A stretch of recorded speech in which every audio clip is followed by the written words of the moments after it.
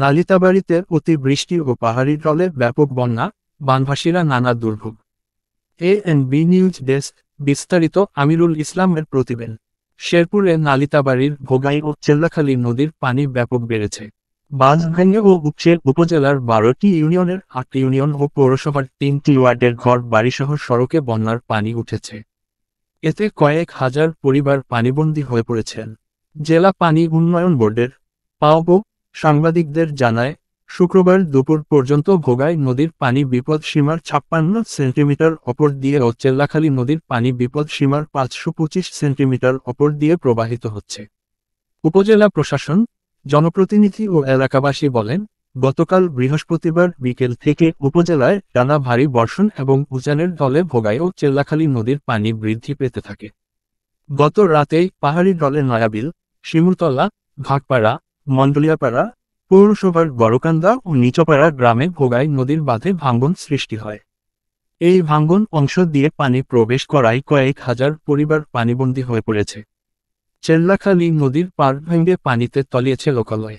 এছাড়া ভোগাই নদীর বিভিন্ন অংশে বাঁধ উপচে প্রবল বেগে ঢলের পানি বাড়িঘরে প্রবেশ করেছে।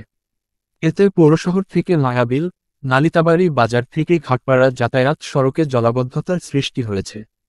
অপরদিকে চেল্লাখালী নদীতে পাহাড়ি ঢলের পানিতে নিশ্চিন্তপুর, বারমারি, বাতকুচি, সন্ন্যাসীভিটা এলাকায় নদীর বাঁধ ভেঙেছে। অনেকে পরিবার নিয়ে নিরাপদ আশ্রয়ে ছুটছেন। তলিয়ে গেছে শেরপুর নালিতাবাড়ী ভায়া গাজীরখামার সড়ক ও বাতকুচি এলাকা। এই গ্রামের মানুষ পানিবন্দী হয়ে পড়েছে, তাদের উদ্ধারে কাজ করছেন নালিতাবাড়ী ফায়ার সার্ভিসের কর্মীরা।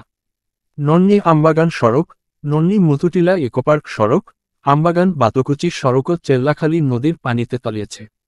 এসব পথে যোগাযোগ বিচ্ছিন্ন হয়ে পড়েছে।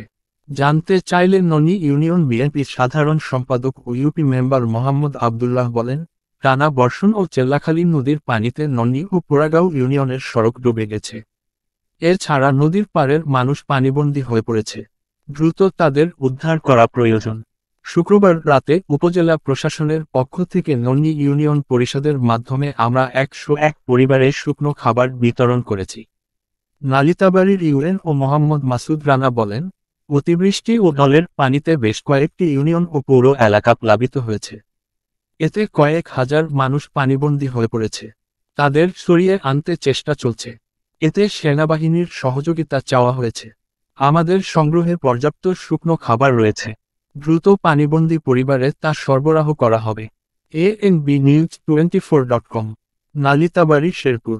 এ রিপোর্ট লেখা পর্যন্ত থেমে থেমে বৃষ্টি অব্যাহত রয়েছে। তলিয়েছে আমনের ফসলের মাঠ।